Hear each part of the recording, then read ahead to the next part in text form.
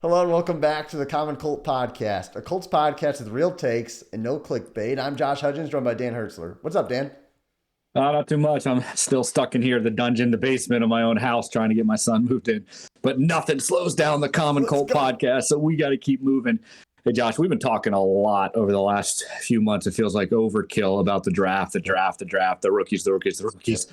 But you know what? This team has a lot more questions than just the draft and the rookies. This team, if we're going to find out if we're going to rebuild or this is just a reboot or a quick hiccup, but it's going to be on the vets. And those are the guys that we got to really start talking about. We're going to talk about a bunch of them here over the next few weeks and months. But right now, this video, we want to talk about Shaq Leonard. Yeah. What's your thoughts on this guy? Well, he obviously has been nicked up lately. I know heading into last season, he had back surgery, which is supposed to correct an ankle/calf pain, which you can start dealing with some nerves and stuff that I don't know anything about. I'm not a doctor. He comes back. He plays. Well, first of all, he was expected to start the season. So they said when he gets the surgery. Then it lingers into the season. Finally plays against the Titans like week 4. Plays like 16 snaps. Gets a concussion. Gets nicked up, comes back, plays some more snaps in other games, and then finally gets shut down by Jeff Saturday, gets surgery.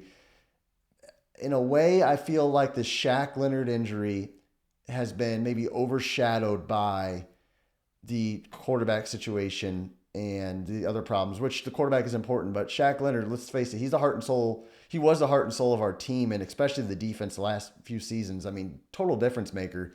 I'm kind of concerned that he might not ever be the same, Dan. I really am, and I want to get your thoughts on it, and then we'll talk some more about it.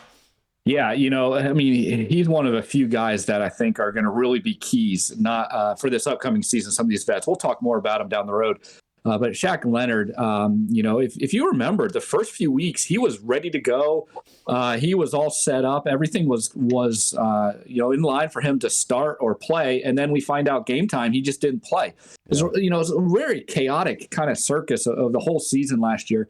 And to your point, you know, you start messing around with nerves and back and potentially, you know, that moves. Obviously, it was affecting, I think, his calf and some other things can move up to the neck areas. All these types of things that can have some sincere limitations on what this guy can do. This is a dynamic defensive player that the Colts don't have a ton of these guys. And really, in the entire league, there aren't these types of guys. When Shaq Leonard is on, when he is his go, he is as good as there is, and the Colts need him. And I would put my measure, you know, if we're going to do, hey, you know, how worried am I? I'm a good 9 out of 10 worried that Shaq Leonard is just not going to be the same guy as we've seen before. Well, I think the biggest concern, first of all, let me take a step back and say, there's sometimes and I don't think a lot of our people who watch our show are like this, but I don't see it in the comments. But at other places, I see fans just completely roast injured players and really hammer them down.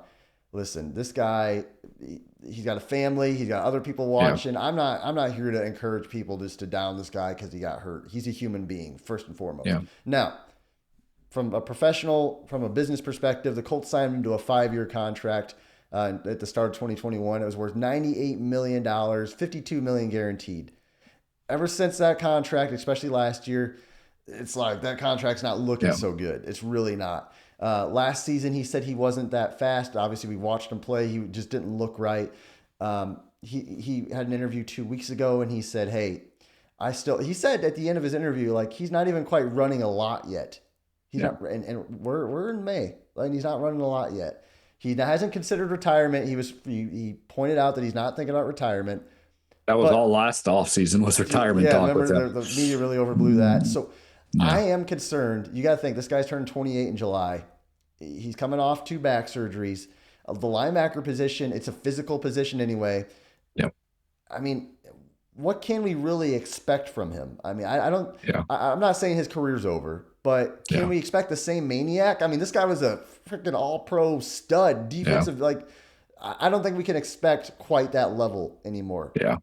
I think what's playing in this too, and it's part of my rating why I said a 9 out of 10, is because, you know, I don't trust the Colts in this as well too. I mean, their history of injury reports and being honest with this and everything that happened with him last year, it just makes me more skeptical when this kind of stuff comes out. And so we're going to hear about this all over the next 3 months until games start. And then even then it's like, okay, like, is the same thing going to happen last year? And I think you're right. I think we got to be realistic. Hey, great guy, great player, as you said, hats off to him and all that stuff. But the reality of the NFL is it's not for long. That's what NFL stands for, not for long.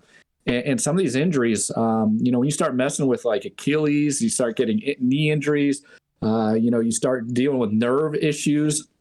Those are tough injuries for an NFL player to, especially someone playing a physical position like outside linebacker, come back for. So I guess I'm just really concerned. And, I'd be curious to see what the comments are going to be. I'm curious to see what others think. Are they concerned? Do they, pencil him in there as a starter and a super stud starter? Or, you put a bunch of question marks by his name? Because I got a lot of question marks by his name right now. Yeah, I'm about a 7. I'm about a 7 in terms of my meter. I didn't give my number. I think we're going to expect to see him slowly worked in snap-wise, role player. You think of sometimes these veterans who get like, oh, this is our third down pass rusher. I think he'll start in maybe a role like that, and then not a pass rusher, but obviously like a third down, early run stopping down situations, and then kind of hopefully expand upon that, and hopefully if he can become 8 out of 9 or 8/10 out of what he was, then I think we'd all be happy. We would all be happy, because that was still arguably the best linebacker in the NFL for that little stretch he had there. So, well, and the Colts haven't addressed the linebacker position at all. I mean, that's the one position out of the entire offseason. Yeah.